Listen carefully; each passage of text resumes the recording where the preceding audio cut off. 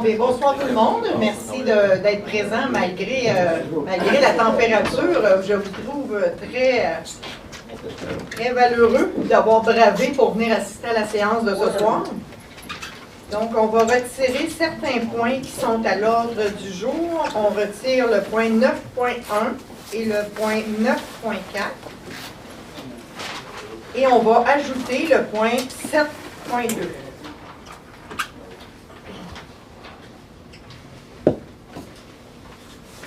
Est-ce qu'il y aurait une personne qui aurait une question concernant l'ordre du jour? Ah, excusez-moi. Dépôt du résultat de la signature de registre.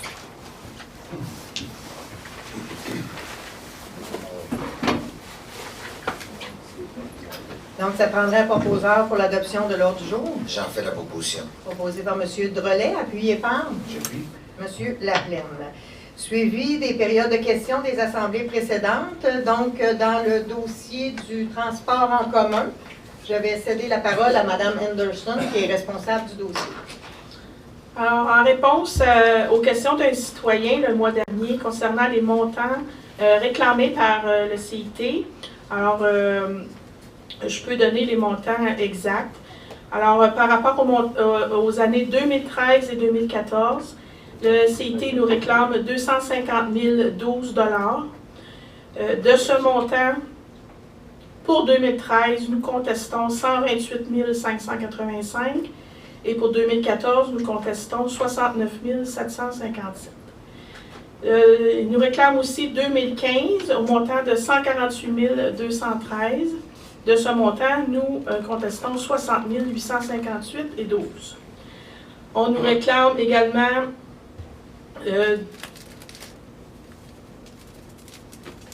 quand je viens de dire 2016, 2015, 2016, 93 071 et aussi des intérêts au montant de 46 054 $. De ce montant, nous contestons 139 124 et 67. Donc, le CIT nous réclame au total 537 350. Nous, on dit que de ce montant-là, il y a 398 000 324 et 79 sous qu'on ne devrait pas payer, selon les décrets qui ont été donnés par le gouvernement. Donc, nous, on dit qu'on doit 139 025 $ et 30. Alors, c'est les montants en litige. Par contre, dans les états financiers, on a mis en réserve le montant total, soit 537 350 comme compte à payer. Alors, là, si jamais on ne paye que 139 000, la différence va se ramasser dans les soupes. Alors, c'était... Peut-être juste comme précision, la somme que notre avocat estime, il nous demande en même temps de ne pas la payer immédiatement parce que c'est une hypothèse, certains documents nous sont manquants. Donc, c'est une hypothèse qui a extrapolé à partir des données qu'il a. Il est possible que ce soit un peu moins comme c'est possible que ce soit un petit peu plus. Donc, pour cette raison-là, il a demandé de retenir la somme totale du 537 000 en attendant d'avoir accès à tous les documents. Et quoi qu'il en soit, il est très à l'aise de dire que ça va jouer autour du 140 000 $ et non 540 000 $. Alors ça, c'est en réponse là, aux questions du citoyen. Un petit peu plus tard, je vais déposer des documents. Pour ceux qui feront des demandes concernant ce dossier-là, ben, en déposant ces documents-là, ben, tout sera public. Un petit peu plus tard, je vais revenir à d'autres détails. Parfait. Merci.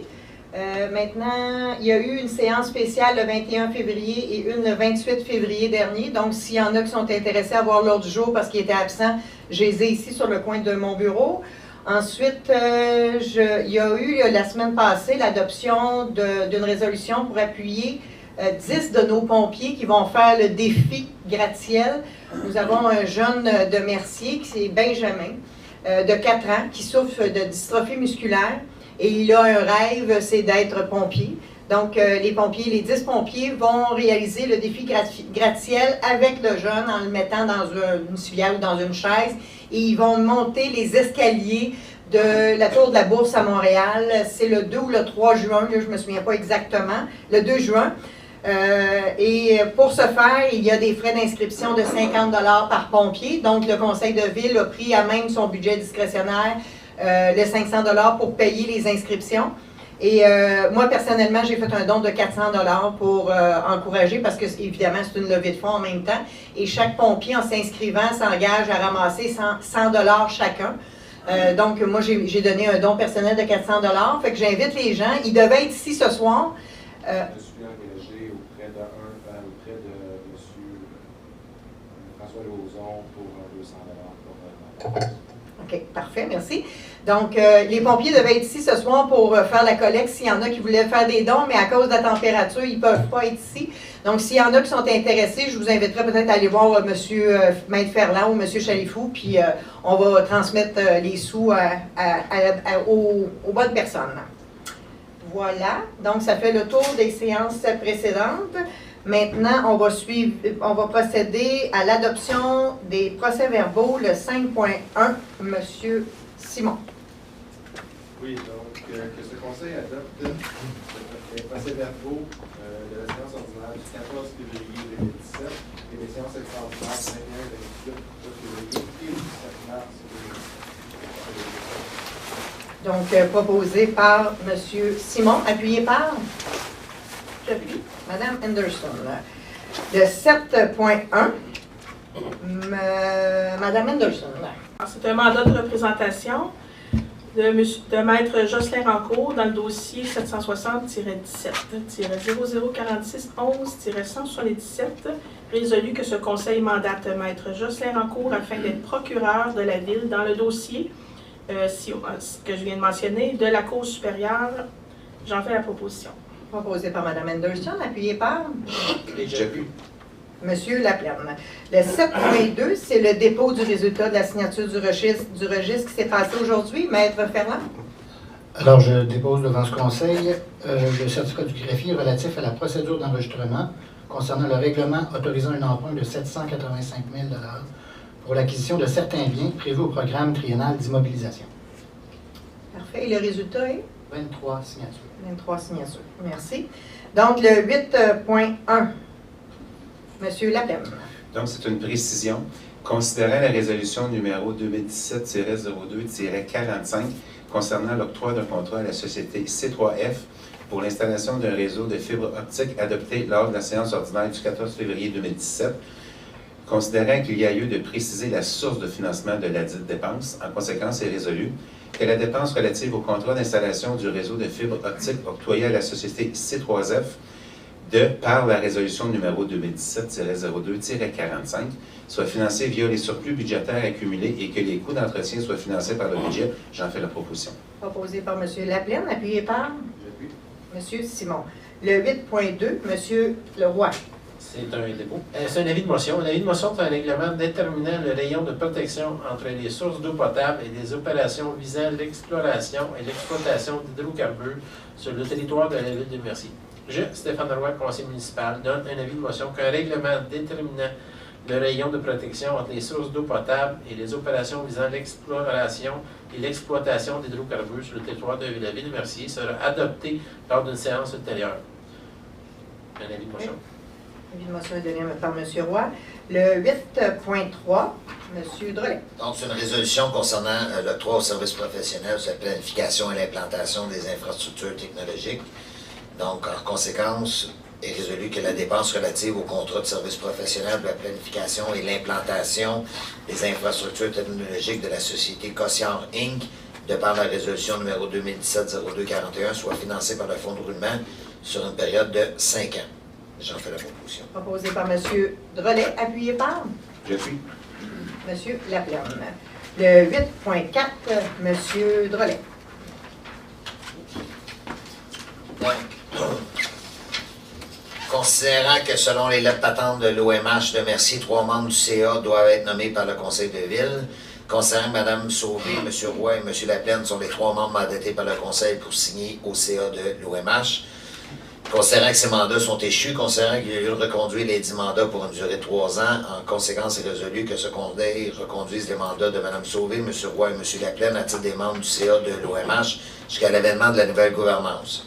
et que M. Laplaine soit le représentant de ce conseil auprès de la nouvelle gouvernance. J'en fais la proposition. Proposé par M. Drolet, appuyé par M. Simon. Le 8.5, Mme Henderson. Alors, toujours dans le dossier de transport, j'aimerais déposer quelques documents pour les rendre publics. En premier, une feuille de travail qui explique ce que j'ai dit tantôt au début, les montants qu'on nous réclame et les montants que nous, on conteste. Alors, je voudrais déposer ce document de travail-là.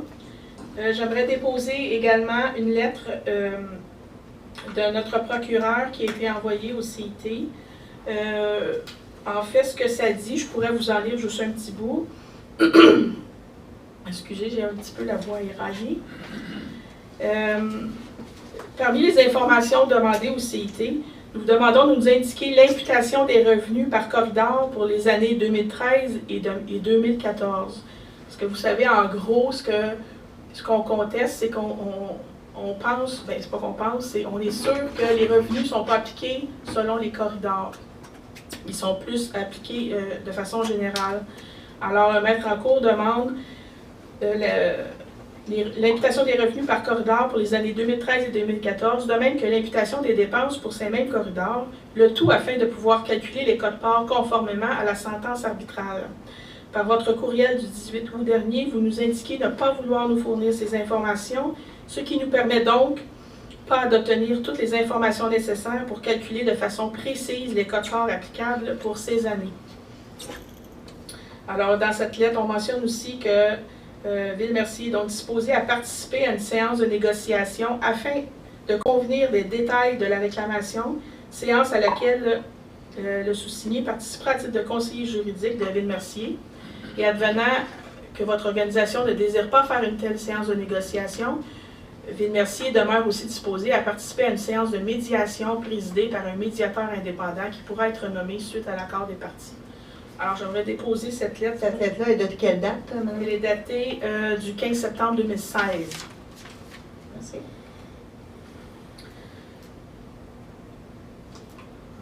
Ça, c'est une copie, c'est celle-là. Ensuite, j'aimerais déposer le document qu'on a reçu du CIT. En fait, c'est la demande introductive d'instance. C'est tous les détails que le CIT qui explique pourquoi il nous amène en cour supérieure. Donc, c'est la preuve que ce n'est pas la Ville de Mercier qui a entamé les procédures judiciaires pour aller à la cour, c'est le CIT-HSL et on en dépose la preuve. Ensuite, j'aimerais déposer les deux sentences arbitrales, une en 2011 et deux en 2013. En fait, ces sentences arbitrales-là expliquent le décret qui était en vigueur à ce moment-là. Alors, c'est sûr que quand il y a un décret, il y a des choses, il y a des petites zones grises. Et ces sentences arbitrales-là sont venues définir clairement les zones grises et sont venues indiquer clairement comment on calculait les quotes-parts entre les villes. Alors, on dépose les deux sentences, les deux résultats de ces arbitrages-là. Et nous, on dit que pour les années 2013 et 2014, ça n'a pas été suivi. C'est clair, la manière que c'est calculé, c'est pas la manière que c'est écrit là-dedans. Alors, je vais les déposer. Et finalement, déposer les décrets, c'est-à-dire les lois qui régissent le transport en commun. Il n'y a pas eu... ça, un petit peu, c'est parce qu'à un moment donné, on a entendu que... pourquoi que Mercier ne s'est pas retiré de ce conseil de transport-là, parce qu'on avait eu supposément l'autorisation de sortir. Alors non, on a regardé tous les décrets et il n'y a aucun décret en vigueur ou non qui permet à la Ville de Mercier de se retirer.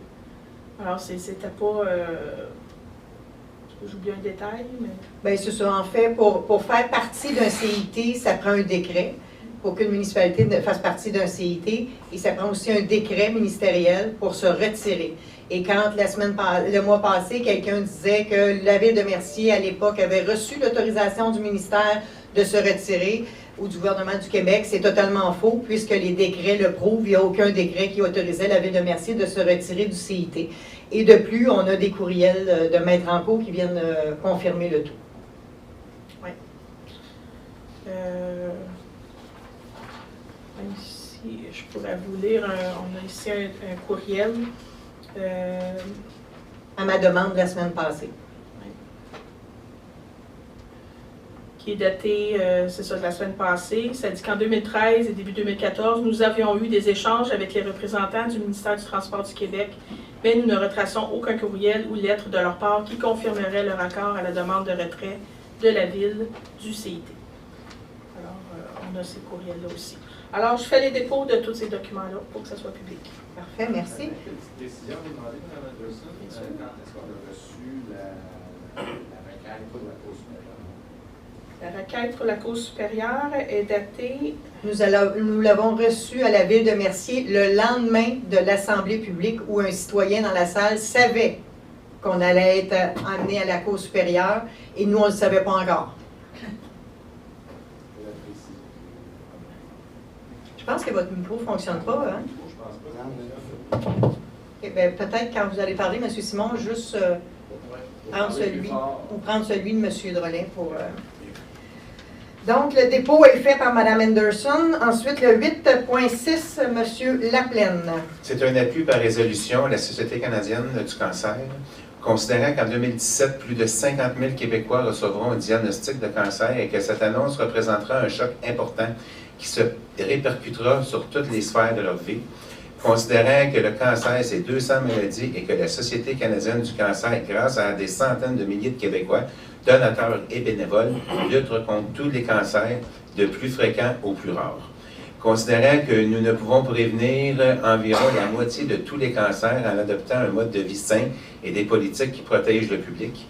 Considérant que le taux de survie au cancer a fait un bond de géant en passant de 25 en 1940 à plus de 60 aujourd'hui et que c'est en finançant les recherches les plus prometteuses que nous poursuivons les progrès.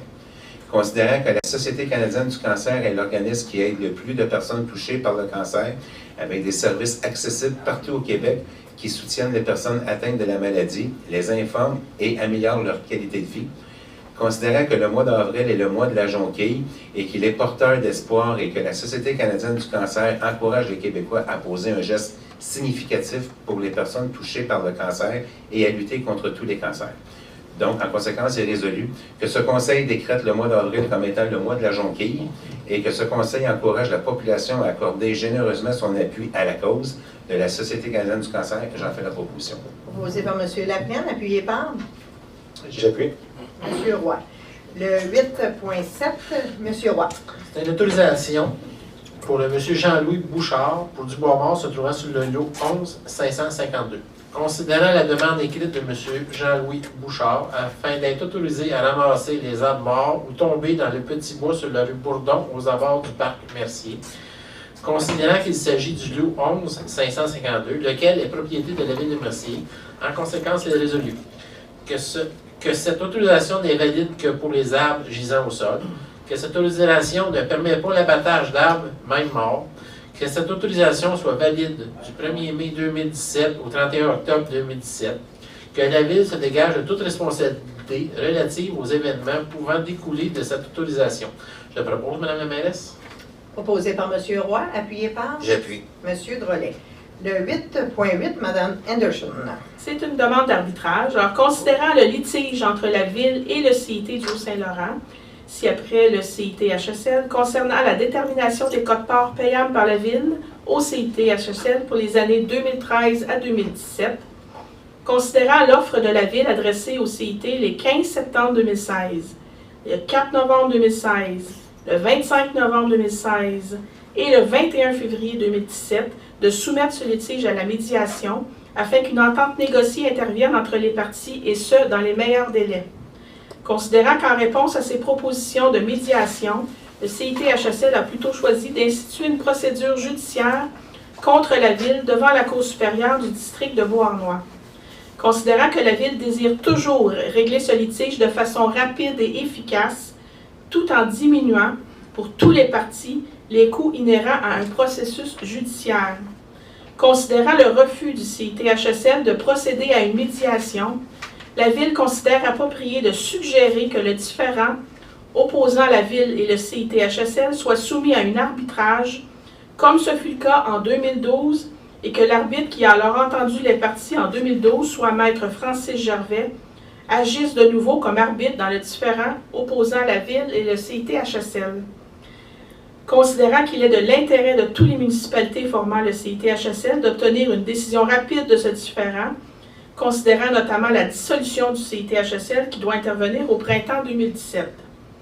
En conséquence, est résolu que la Ville, par la présente résolution, demande aux municipalités formant le CIT-HSL, soit la municipalité de Hawick, la municipalité de Très-Saint-Sacrement, la Ville de Ormstown et la municipalité de Sainte-Martine, qu'elles consentent à soumettre le différend à l'arbitrage et consentent à nommer Maître Francis Gervais comme arbitre de différend, et qu'en conséquence, la procédure judiciaire intentée par le CIT-HSL devant la Cour supérieure soit suspendue le temps de l'audition de cet arbitrage, qui résultera en une décision finale et sans appel, ce qui mettra alors un terme à la dite procédure judiciaire intentée devant la Cour supérieure, et que les municipalités susdites informent la Ville de leur intention d'accepter cette proposition d'arbitrage dans les 30 jours de la réception de la dite résolution. J'en fais la proposition. Proposé par Mme Henderson, appuyé par Et j'appuie.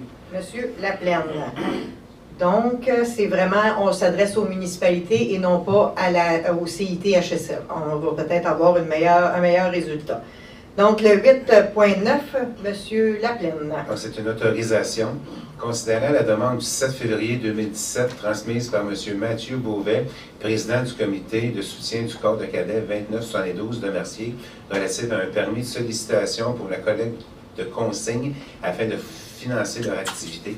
Considérant que cette sollicitation sera effectuée de porte à porte le 22 avril 2017 entre 9h et 17h, en conséquence, est résolu que ce Conseil autorise le corps de cadets 2972 de Mercier à procéder à la sollicitation de porte à porte pour la vente de chocolat et la collecte de bouteilles canettes vides, et ce, le 22 avril 2017, afin de financer leur activité. J'en fais la proposition. Proposé par M. Laplaine, appuyé par J'appuie.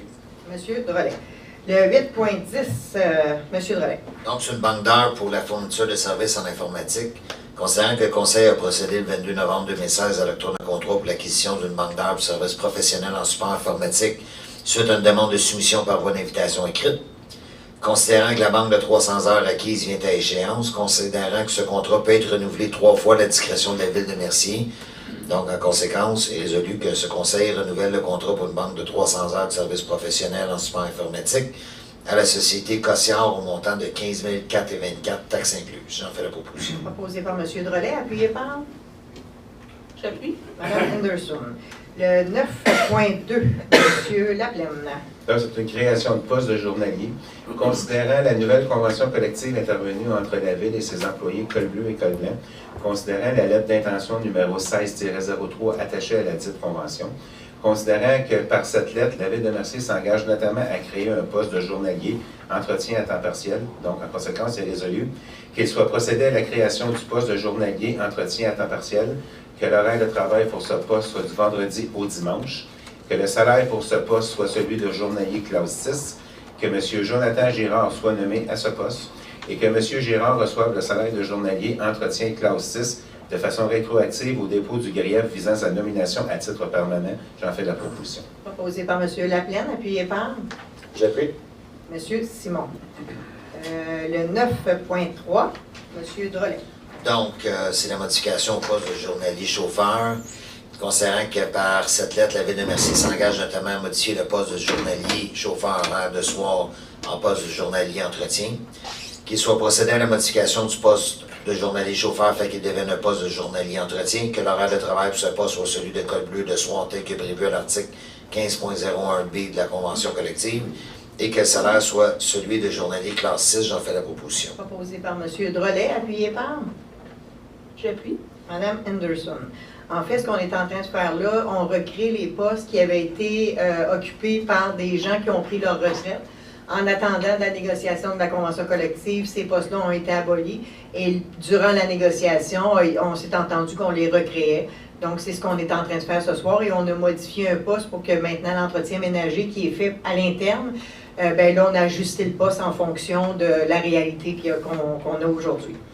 Le 9.5, M. Drolet. Donc, c'est la nomination au poste de journalier jardinier et croissante de M. Marc Barrette. Donc, en conséquence, que ce conseil procède à l'énumération de M. Marc Barrette à titre de journalier, jardinier et éco-centre à la direction des TP et de génie, que son horaire de travail soit celui de col bleu de jour tel que prévu à l'article 15.01A de la Convention collective et que son salaire soit celui de classe 6. J'en fais la proposition. Proposé par M. Drolet, appuyé par? J'appuie. Oh, M. Simon.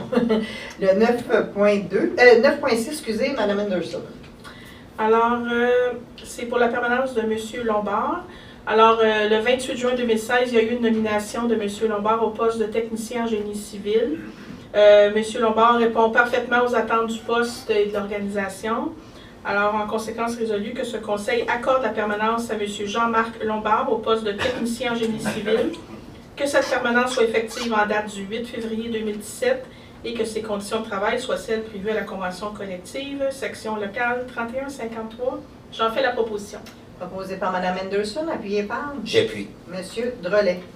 Le 9.7, M.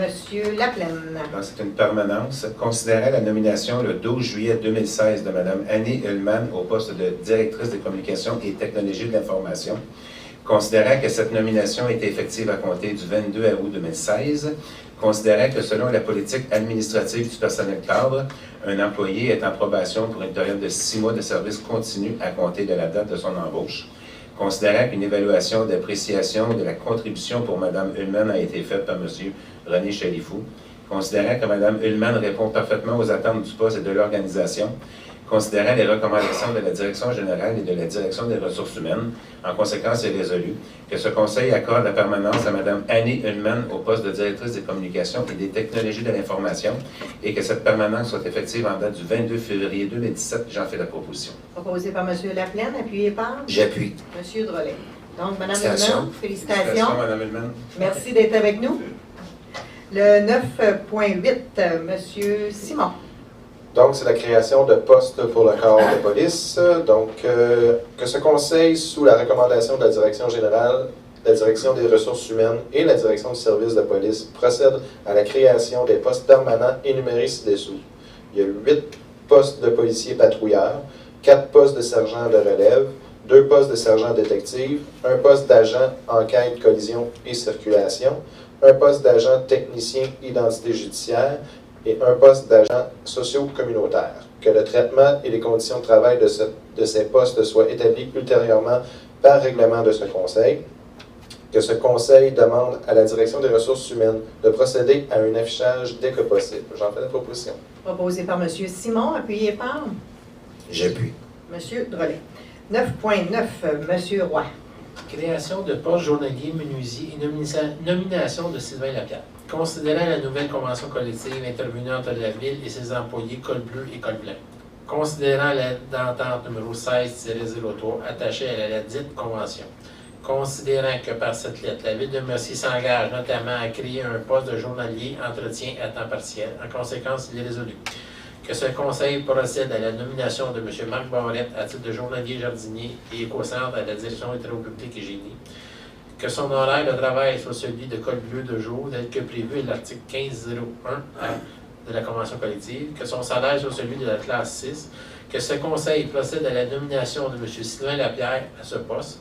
Que M. Lapierre reçoive le salaire de menuisier classe 6 de façon rétroactive au dépôt du grief visant sa nomination à titre permanent. Je propose, Mme la mairesse.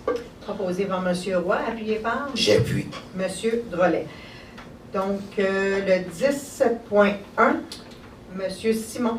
Considérant que la Ville de Mercier procède actuellement à la création de notre service de police, considérant que le service de police a obtenu un numéro d'identification d'agence de services publics, considérant que la Ville de Mercier doit procéder à l'achat de fournitures d'équipement et à l'aménagement de 10 véhicules de police, considérant qu'il a été procédé à un appel d'offres public via le système électronique d'appel d'offres du gouvernement du Québec le 27 février 2017, considérant l'ouverture publique des soumissions ayant eu lieu le 14 mars 2016 à 11h05, considérant qu'une seule soumission a été reçue, soit celle de la société PES Canada Inc. au montant de 94 000... Oups, il y a un chiffre de trop. C'est quoi, là?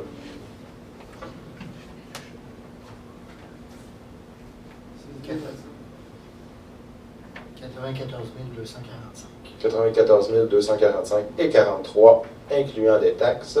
Concernant la recommandation du directeur de police de Ville-des-Merciers, que ce conseil approuve la fourniture d'équipements et l'aménagement de 10 véhicules de police par la société PES Canada Inc.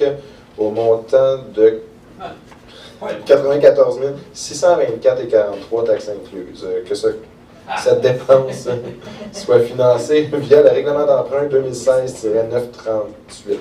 Donc, il faut la préciser. Là. On va s'assurer de mettre le bon montant, s'il vous plaît.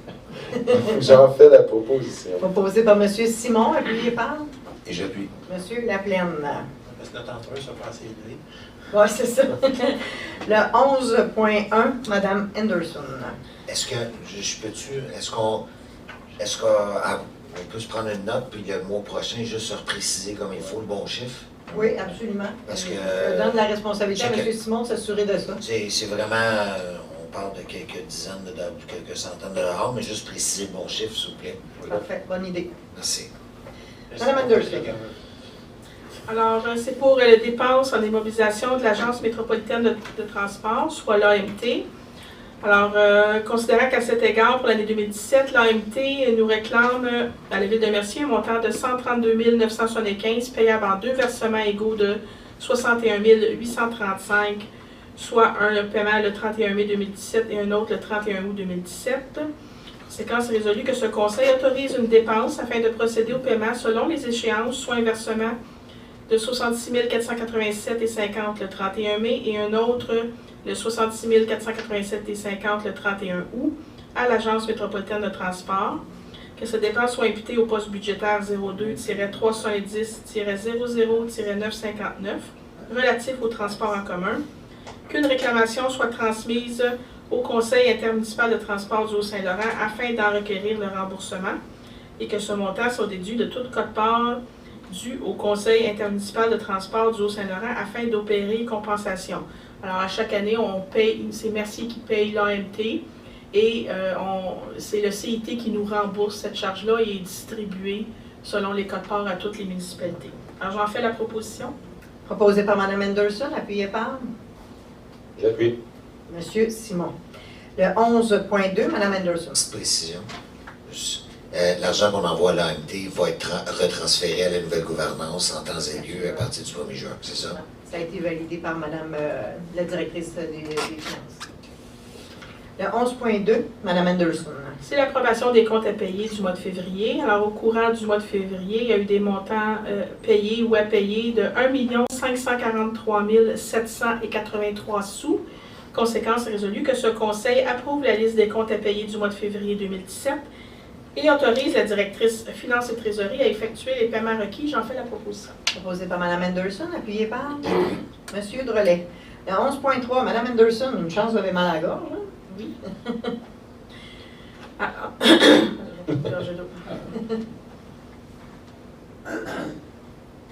Alors, c'est le paiement quote-part 2017 CIT-HSL.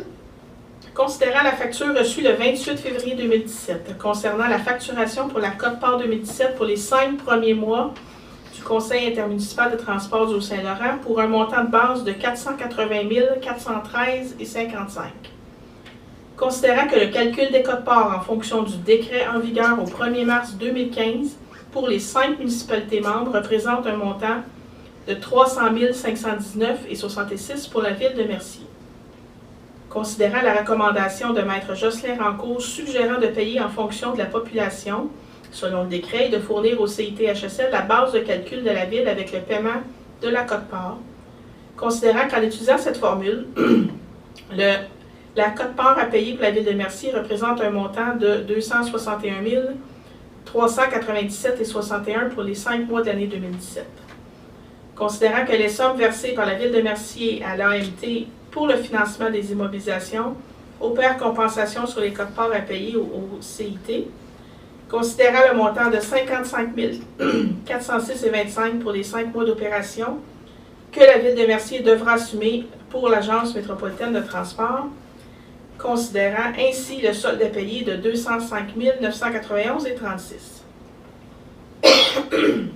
En conséquence, c'est résolu Que ce conseil autorise la trésorière à procéder au paiement de la facturation pour la quote-part de 2017 pour les 5 mois au CIT-HSL.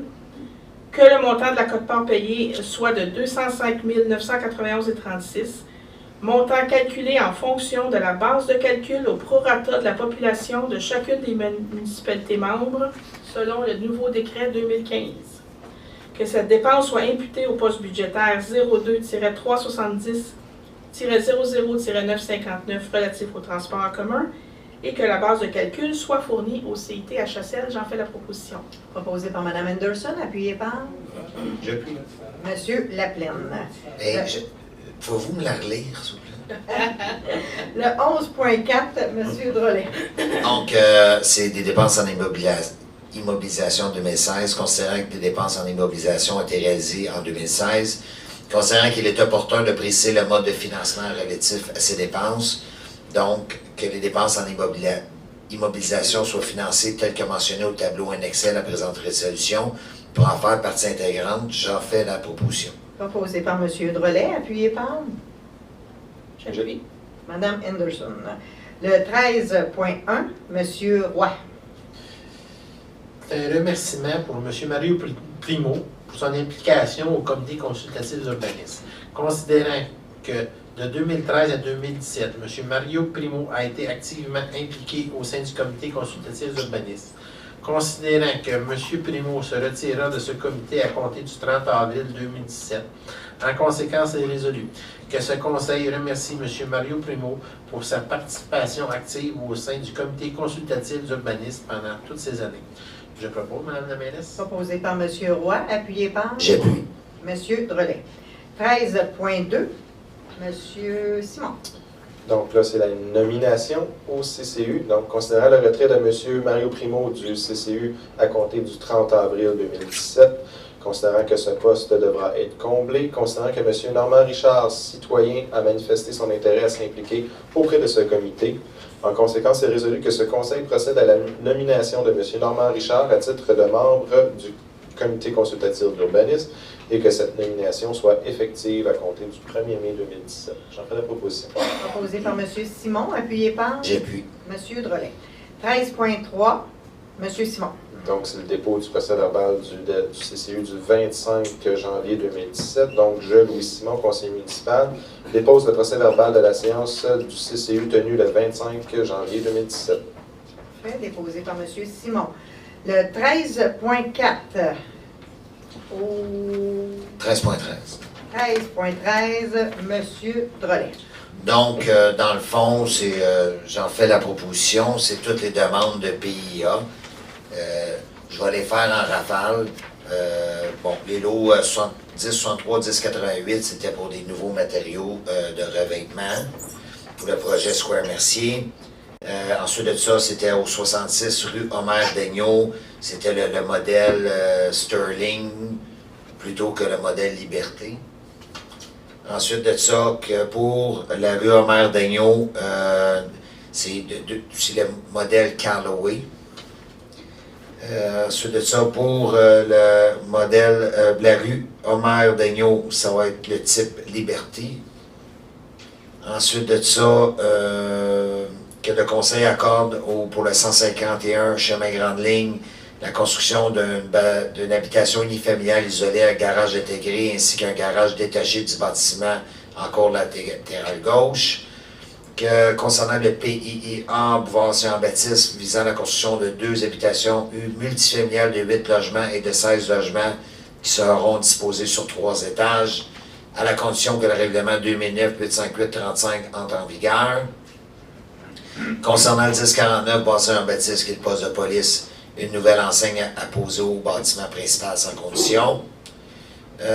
Ensuite de ça, concernant le PIA au 975 Jean-Baptiste, visant l'agrandissement de la terrasse commerciale en cours avant sans condition. Concernant le 584-586 Jean-Baptiste, c'est la construction de nouveaux bâtiments commerciaux et micro-brasserie sans condition. Ensuite de ça, concernant le 1031-1032 Bannon, c'est la construction d'une habitation unifamiliale isolée à garage intégré sans condition. J'y propose tout en bloc. Donc, proposé par M. Drolet, appuyé par J'appuie. Mme Anderson. Le 13.14, M. Drolet. Donc, c'est des demandes de dérogation mineure au 975 Saint-Jean-Baptiste. Donc, le Conseil accorde la demande de dérogation mineure 2017-07 au 975 Saint-Jean-Baptiste afin de permettre que le revêtement de la terrasse commerciale soit de plastique recyclé alors que le paragraphe H du premier alinéa de l'article 72311 du règlement de zonage 2009.58 prévoit que l'utilisation de plastique, de polyéthylène et de la fibre de verre est prohibée sans condition. Dans le fond, si je ne me trompe pas, ça c'est chez Grégoire. Hein? Ouais. Chez Grégoire, c'est les nouveaux revêtements là, pour mettre sur les patios. C'est mon avis. Là. Donc, j'en fais la proposition. Proposé par M. Drolet, appuyé par J'appuie.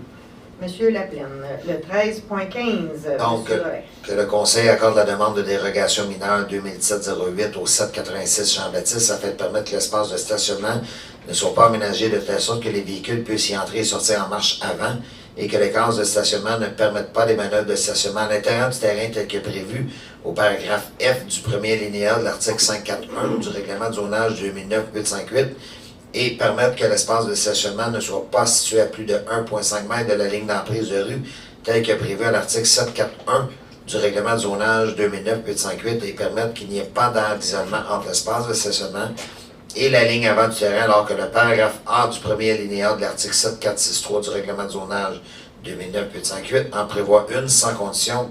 J'en fais la proposition. Proposé par M. Drolet, appuyé par Et j'appuie. M. Roy. Le 13.16, M. Drolet. Donc, une demande de dérogation mineure 2017-09 au 584-85-86 Saint-Jean-Baptiste afin de permettre que la façade principale ne soit pas recouverte de maçonnerie, d'agrégat ou de stuc tel que prévu à l'article 12.7 du règlement de zonage 2009-858 sans condition. J'en fais la proposition. Proposé par M. Drolet, appuyé par J'appuie. M. Simon. Le 13.17, M. Roy. C'est un avis de motion. C'est un règlement décrétant une quote-part à payer au promoteur de développement Tricon Inc. pour les conceptions et la réalisation des travaux d'infrastructures publiques décrétant un emprunt de 1 625 000. Juste Stéphane Roy, conseil municipal, donne un avis de motion qu'un règlement décrétant une quote-part à payer au promoteur de développement Tricon Inc. pour la conception et la réalisation des travaux d'infrastructures publiques décrétant un emprunt de 1 625 000 sera adopté lors d'une séance ultérieure. C'est un dépôt. Parfait. Dépôt fait par M. Roy. 13.18, M. Roy. C'est une adoption de projet de règlement concernant les ententes relatives aux travaux municipaux. Considérant que la Ville de Mercier désire se prévaloir des dispositions de l'article 145.21 et suivant la loi sur l'aménagement de l'urbanisme, en conséquence, il est résolu que ce Conseil adopte le projet de règlement concernant les ententes relatives aux travaux municipaux attachés à la présente résolution. Je propose, Mme la mairesse. Proposé par M. Roy, appuyé par J'appuie. M.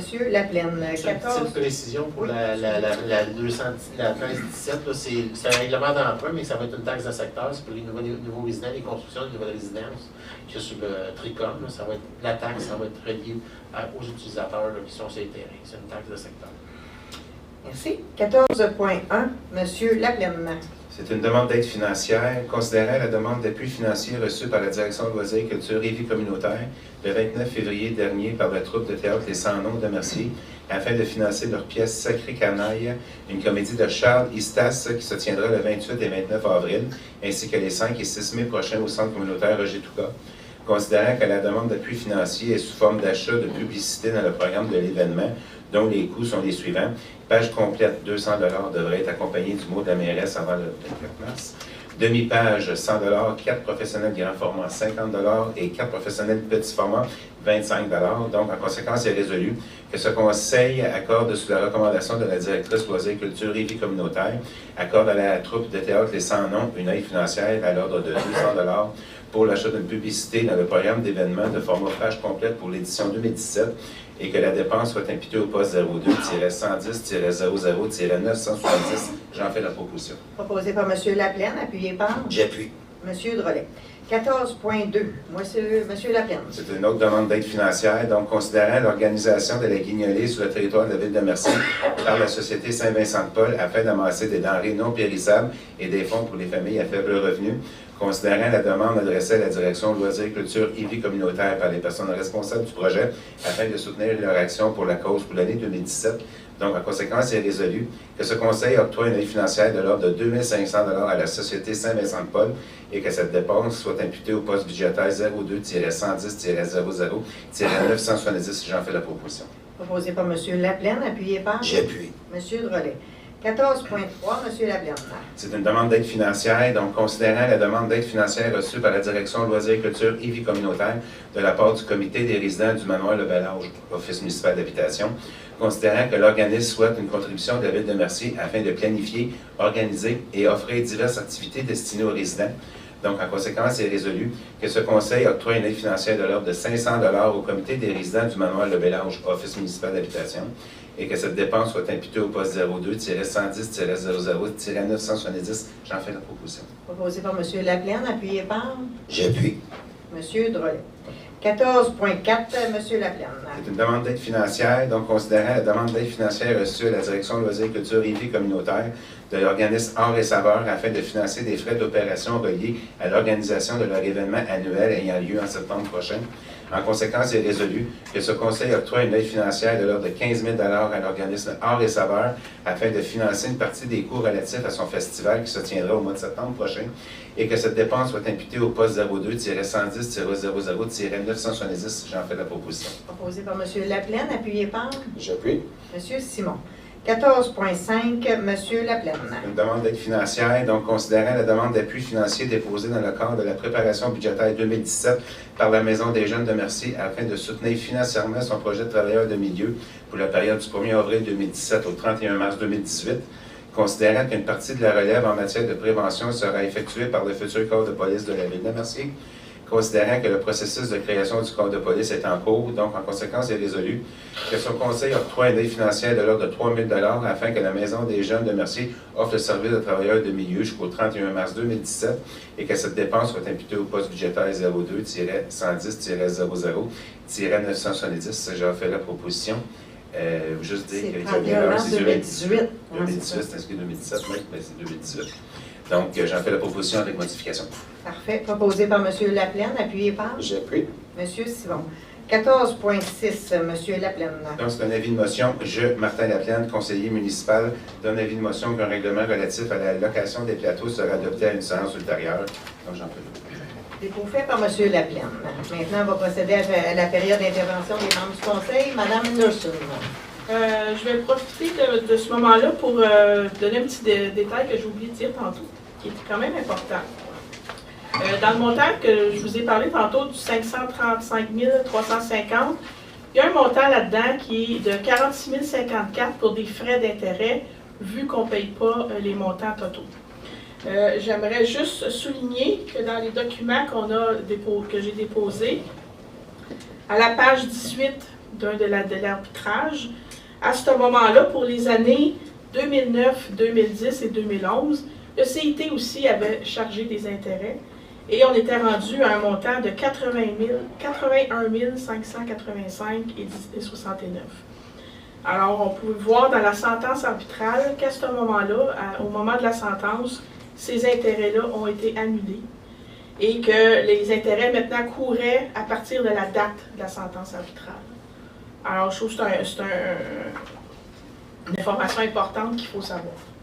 Effectivement, d'autant plus que le mois passé, il y avait eu une affirmation à l'effet que la sentence arbitrale avait obligé la Ville de Mercier à payer les intérêts, alors que ce n'est pas le cas. C'est pour ça que c'est dit. Exact. C'est tout? C'est tout. Merci, Mme Anderson. Monsieur Roy. Bien, merci beaucoup d'avoir bravé la mauvaise température pour venir nous voir ce soir. Moi, j'aurais un petit coup de chapeau à donner à tous les entrepreneurs qui viennent investir à la Ville de Mercier. Je suis vraiment heureux de voir tous les gens, surtout que là, il y a beaucoup de projets qui s'en viennent, qui vont être en développement. Vous allez voir que le portrait de la Ville va changer beaucoup d'ici 1 an ou 2. C'est vraiment impressionnant, les gens qui sont intéressés de s'implanter à Mercier. Et lâchez pas, il faut les encourager. C'est tout, merci. Merci, M. Roy. M. Laplaine. Donc, je me joins à mon collègue M. Roy donc, pour vous remercier d'être présent, malgré la température qui ne lâche pas. Écoutez, deux petits points. Ce soir, on a vu les aides financières qui ont été accordées. Donc, on voit la grande ouverture du Conseil de ville ainsi que la Ville de Mercier pour supporter nos organismes. Donc, c'est une manière pour nous de les remercier de leur implication. Donc, c'est là qu'on voit l'importance de s'impliquer bénévolement, peu importe l'organisme. Donc, c'est très bien vu. Et puis, je l'ai donné aussi pour le défi gratte-ciel des pompiers. Donc, M. Simon m'a donné une idée. Donc, moi-même, incluant mon 10 là, je vais faire un don de 100 $, le défi gratte-ciel pour nos pompiers de Mercier. Parfait. Merci, M. Lapelle. M. Simon. Donc, merci beaucoup d'être là malgré la tempête. Moi, comme je l'ai dit, moi, je me suis engagé à donner 200 $ pour le défi gratte-ciel de mon 10 je me suis engagé aussi, vu que c'est le 40e souper des parrains qui a lieu le 8 avril prochain. Donc, ça va faire 40 ans que les parrains font un souper annuel. Je me suis engagé à leur verser 1 000 $ aussi pour de mon 10 Donc, à date, j'ai mis 200 $ de données. Il va m'en rester un petit peu là, pour le restant de l'année.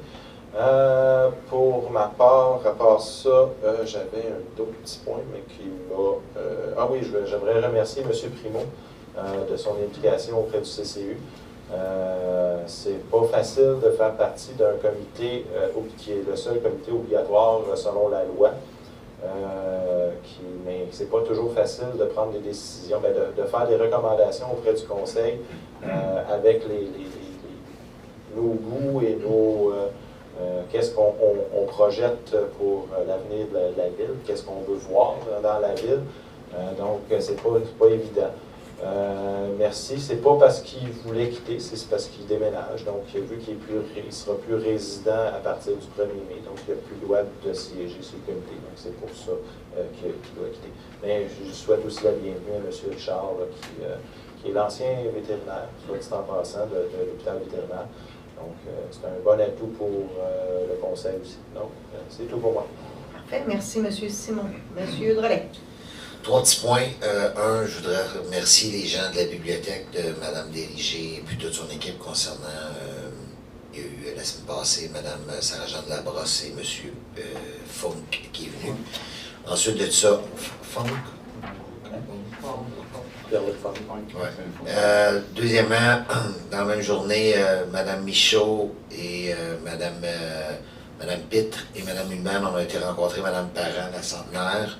Donc, j'espère d'être en forme de même aussi à 100 ans, si je me rends. Et puis, 3 juin 2017, la fête des citoyens, c'est en marche, ça va être au parc Raymond-Pitre. Je vais vous arriver avec plus de détails, là, mais il y a des belles choses qui vont être là. Donc, c'est tout pour moi aujourd'hui. Parfait, merci, M. Drolet. Madame Parent, effectivement, elle a fêté ses 100 ans. Et ses 100 ans résident, elle est née à Sainte-Philomène et elle demeure toujours à Mercier. Donc, c'est vraiment une native d'ici. Et après 100 ans, il faut souligner ça.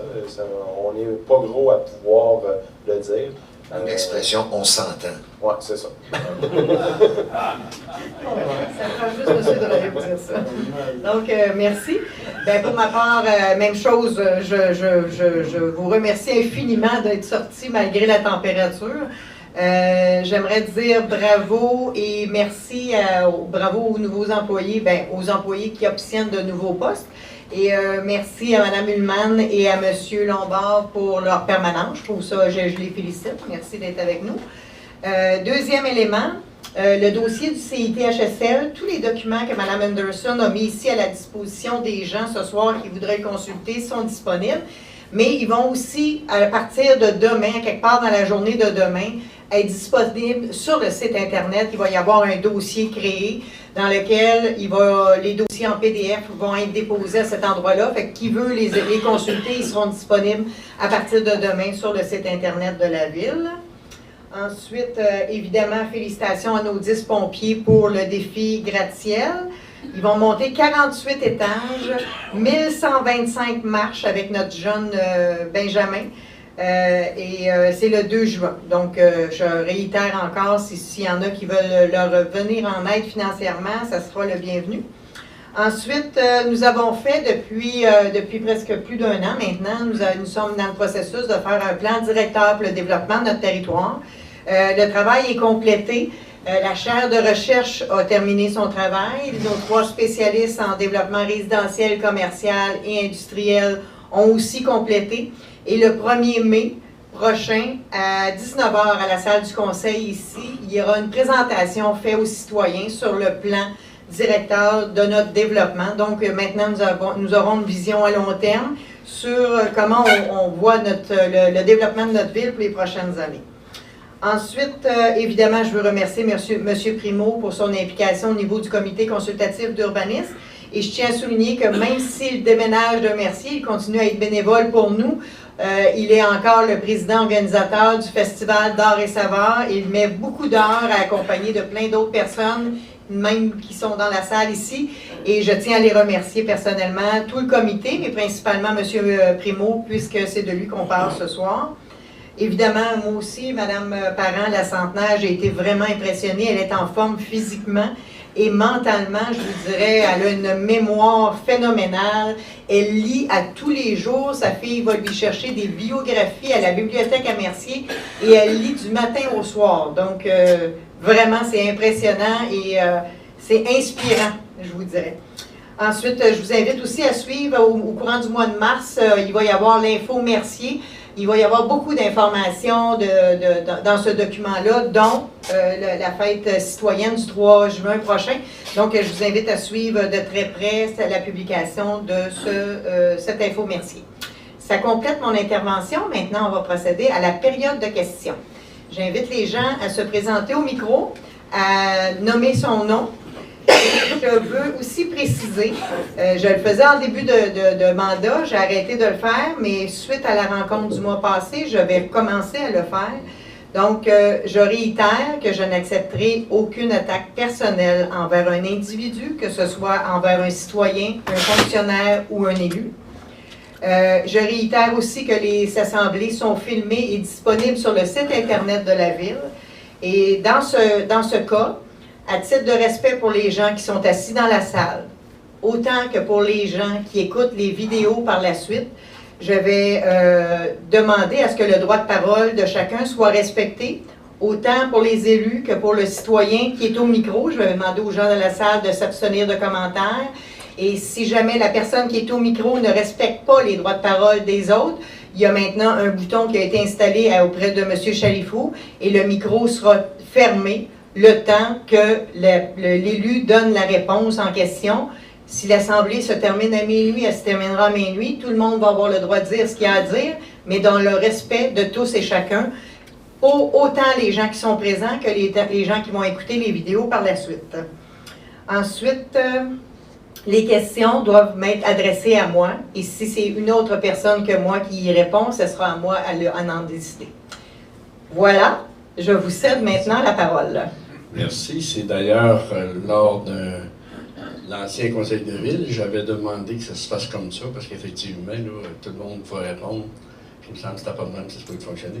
Je voulais simplement souligner que le 8 mars était la journée de la femme et que notre journal local, le Journal Le Soleil, a fait une belle page avec les mairesses de Sainte-Martine et Châteauguay. J'imagine que la mairesse de Mercier, c'est un homme, parce qu'ils n'ont pas parlé. En tout cas, je me semblait que c'était la journée de la femme. En tout cas, je voulais quand même si c'est un faire-valoir, je voulais quand même vous remercier et vous féliciter du travail que vous faites pour la ville de Mercier. Tant qu'aux questions, je vais attendre le prochain mois. Merci. Parfait. André Thibault, excusez, je ne m'étais pas nommé. Oh, c'est vrai. Merci.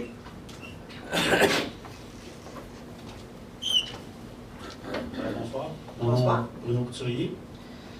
J'ai bravé la tempête, mais j'ai pas bravé la Saint-Valentin, fait que j'étais pas là la dernière fois. On choisit nos batailles, hein? On choisit nos batailles.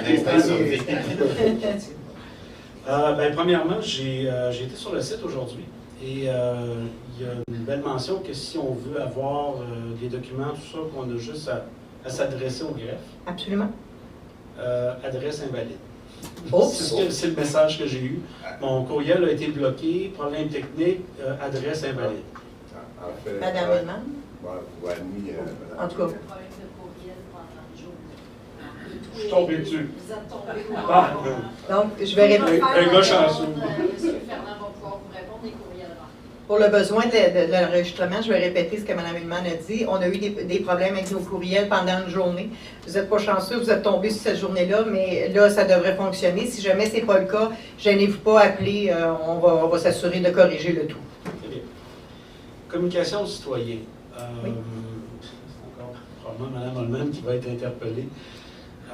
Plusieurs villes maintenant on a la possibilité comme citoyen de s'enregistrer avec un texto, un courriel, dans le cas d'une alerte d'eau potable, d'eau non potable. Oui. La dernière fois que j'avais posé la question, c'était pas... C'est maintenant en vigueur. Ça Ok. s'appelle Voilà. Vous devez aller sur le site Internet à partir d'un ordinateur. Ça ne fonctionne pas à partir de la tablette ou du cellulaire, mais à partir de l'ordinateur, vous créez votre dossier. Oui. Et un coup que votre dossier est créé, là, vous allez pouvoir y aller soit par un cellulaire ou par la tablette, il n'y aura pas de problème. Et vous allez avoir accès à tout ça. OK. Parce que, comme tantôt, je me demandais, le conseil a-t-il été reporté à demain? OK. Ça peut être le cas. Bref. Le point majeur que je veux amener, c'est le point de la récupération. Oui. C'est quelques interventions que je fais au conseil de ville, beaucoup en termes écologiques, en termes... j'ai été ahuri d'apprendre ceci, c'est que j'ai eu besoin d'avoir un deuxième bac de poubelle. Je suis un bon quincaillier local, je me suis acheté un bac de poubelle. On a le droit à 2 fois 360 litres, sans aucun frais, sans aucun problème. Je demande un deuxième bac de récupération. J'appelle à l'organisme À régional. la MRC. Merci. Qui me dit, bien, effectivement, on fournit le bac et la ville a la liberté de vous l'offrir ou de vous le charger. Alors, la ville le charge et en plus, j'ai un 55 $ par année additionnel pour la levée du bac. Ah, OK? il faudra vérifier ça. Je vous le confirme. OK, Je vous parfait. le confirme. Non, mais il faudra que j'aie l'explication pour Ouais.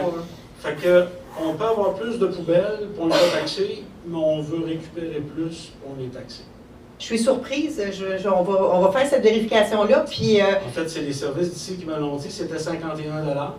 Et là, ça a augmenté à 55 $ cette année. Fait qu'effectivement, tu payes le bac, si je ne me trompe pas, c'est 55 $.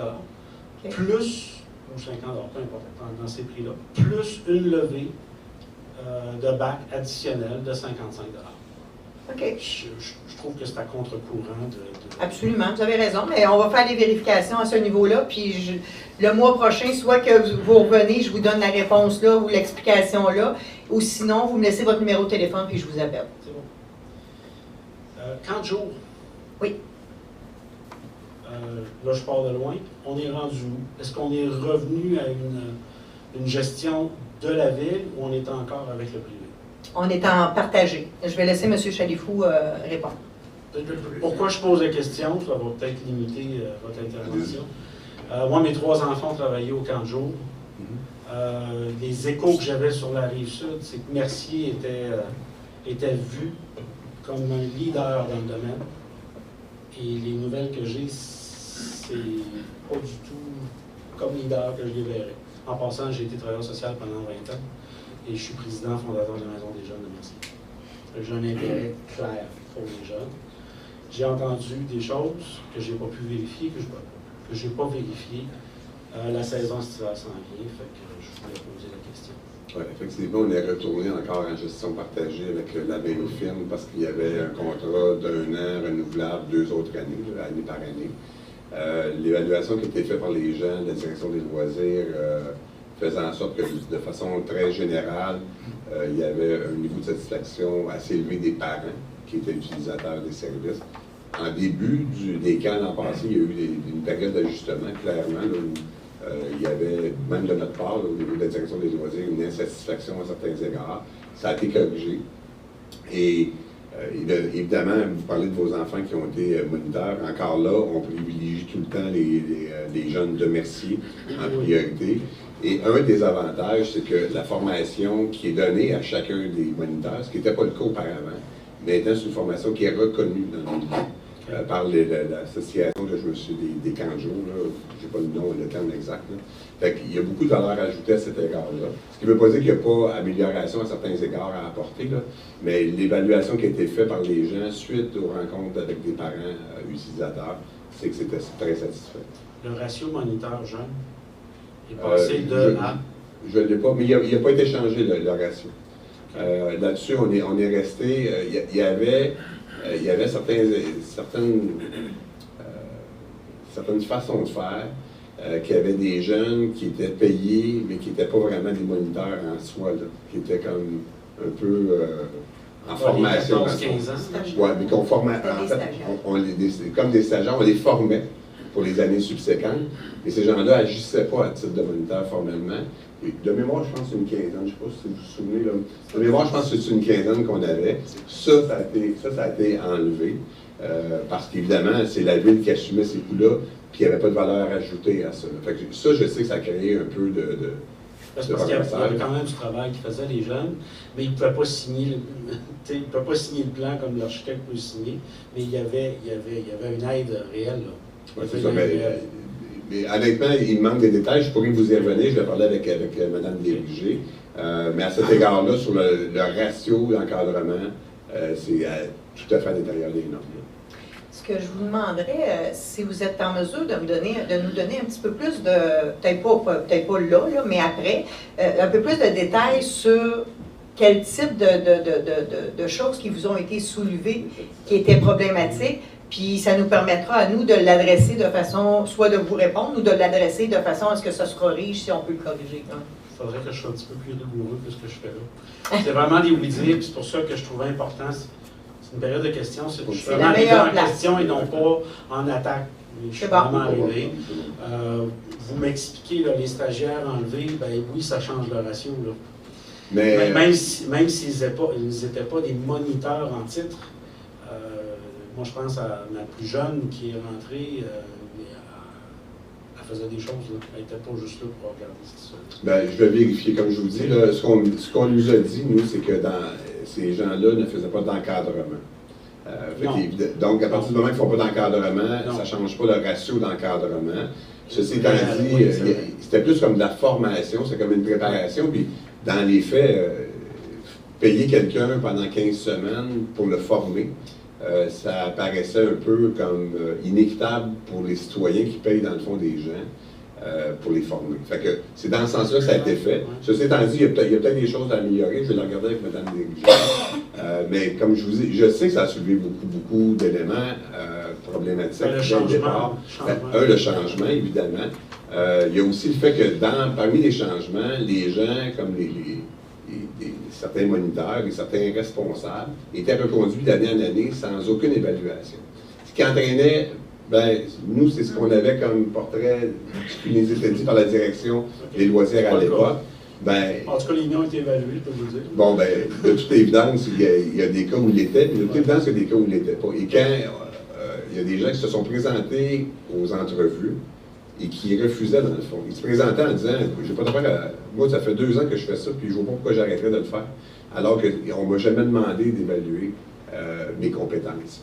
Fait qu'on sait que ça a soulevé des problématiques, mais ça va comme dans le reste de ce qu'on a implanté dans l'organisation depuis notre arrivée en place. Moi, j'étais arrivé en mars 2014, où on a resserré beaucoup l'ensemble des critères de sélection des employés, des cadres même, aujourd'hui, passent des tests psychométrique tout le temps. On a mis beaucoup de rigueur dans l'ensemble et on a sorti toute forme d'ingérence quelconque, qu'elle soit politique. De toute façon, il n'y en a pas de demande de ce côté-là. Honnêtement, les gens du Conseil sont exemplaires à cet égard-là.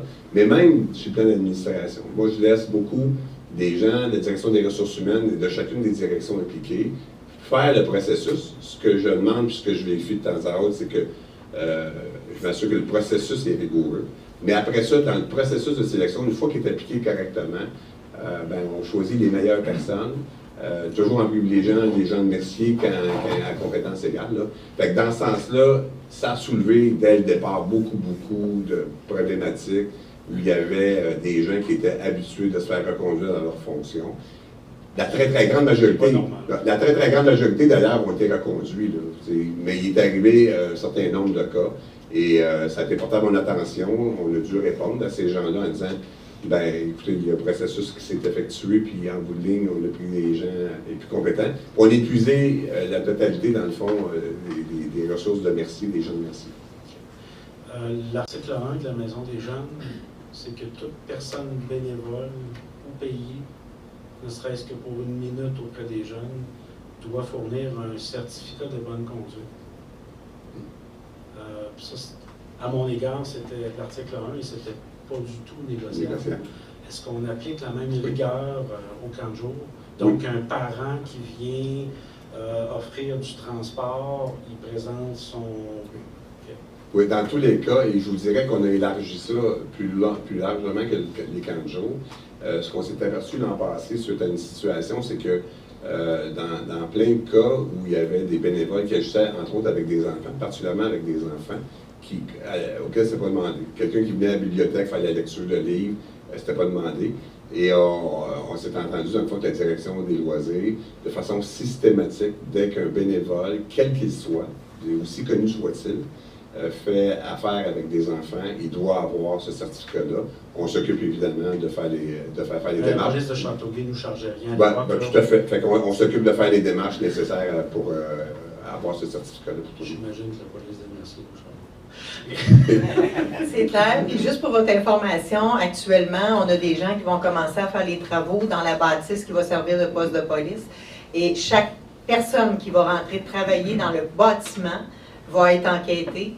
Parce qu'il pourrait y avoir des micros de dissimulés, il pourrait y avoir, donc, parce que c'est un édifice de cette catégorie-là, toute personne, tout soumissionnaire, toute personne qui va rentrer, qui va avoir accès au bâtiment va être enquêtée.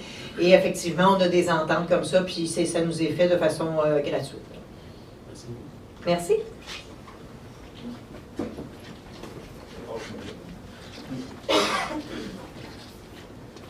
Bonjour. Bonjour. François Prudhomme. Bonsoir. Bonsoir. C'est au sujet des postes pour la police. Oui. On avait un paquet de postes, là. Oui. Ça va être comme des enquêteurs collision sur la route aussi, ou ça va être comme le gars dans l'Industrielle Alliance? C'est vrai. Je peux vous garantir qu'il n'y en a pas un qui va rester assis à rien faire. Effectivement, parce qu'il y a des postes qui nous sont imposés par le niveau de police 2. On va les avoir, mais ils ne vont pas être attitrés juste à ça. Ils vont être attitrés à faire un paquet d'autres choses aussi, que ce soit de la prévention, que ce soit de la patrouille pour supporter les collègues. Il n'y en a pas un qui va rester les bras croisés à rien faire. Ils peuvent tous faire de la patrouille, c'est ça. Absolument, absolument. Ok, c'est bon. Merci. Merci.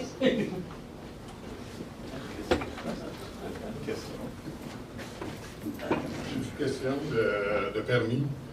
Quand Hydro-Québec décide d'abattre un arbre parce qu'il installe une nouvelle ligne ou quelque chose comme ça, est-ce qu'ils demandent un permis? Je ne pense pas qu'ils aient, eux, l'obligation de nous demander un permis.